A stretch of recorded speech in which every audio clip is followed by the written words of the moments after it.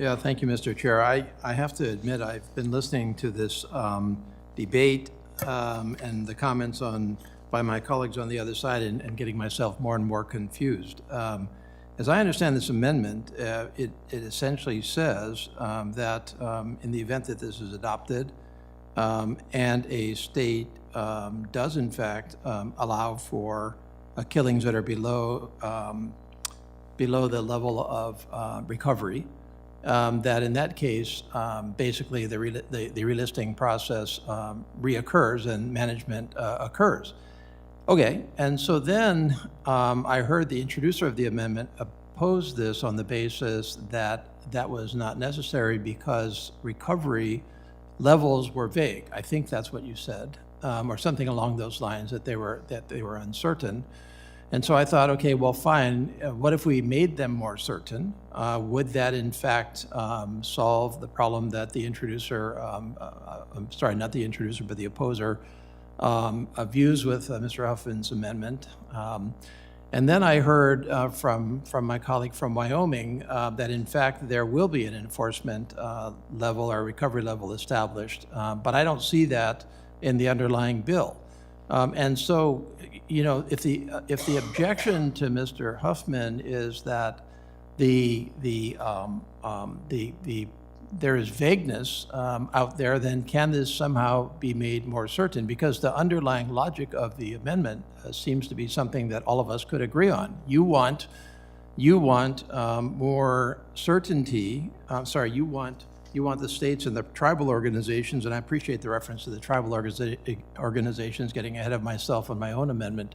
You want them to make that decision. But there has to be some safeguards, do there not, in that decision that they won't, in fact, go hog wild and allow absolutely unrecoverable levels of take. And so it would seem to me that if your motivation was, in fact, to protect these species, just to do it a different way, then you would be supportive of some level of certainty, supportive of some mandate to the state and tribal organizations that they have a recovery level to start with, and supportive of there being some remedy if they dip below that level. So I make those observations, and I certainly would invite my colleague from Colorado. I'm happy to yield time to you to answer the question. How do you actually, in your scenario, ensure that states will, in fact, maintain recovery levels? Well, as the gentlewoman from Wyoming was speaking, there are those safe rails, those guardrails that are put into place, and I don't think that it's extremely vague of how many wolves that we have in population. I mean, we've talked about 6,000 wolves in the lower 48. There's 2,000 gray wolves in the northern Rocky Mountains population, 7,000 to 11,000 gray wolves in Alaska, and an estimated 30,000 gray wolves in Canada even. So, I mean, we already are seeing these numbers, and we have those. So it's not vague of how many we have. We've seen that this is a success, and just as it was mentioned earlier, this does endanger the Endangered Species Act to have something that has been recovered, that is successful, and then to keep it in the hands of the federal government and under that rule, let it go back to the states, allow that management, and if there was something that would be endangering the actual species, then there are those guardrails in place. But for this recovering my time, I appreciate it. Where exactly is the recovery level? Where exactly in your amendment is the safety valve against abuses by states and tribal organizations? My colleague from Wyoming says it's automatic. I don't see it anywhere in this amendment that in fact it reverts to some kind of state or tribal level of enforcement. In fact, it preempts the federal government altogether.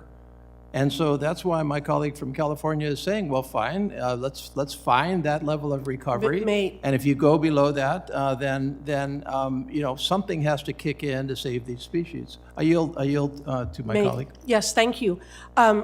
When the federal government, when the Fish and Wildlife Service is no longer involved with an endangered or threatened species, the species then becomes the responsibility of the states.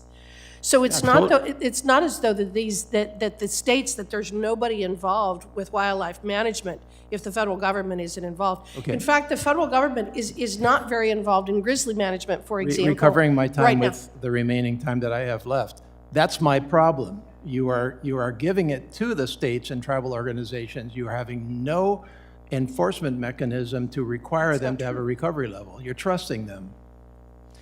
Gentlemen's time's expired.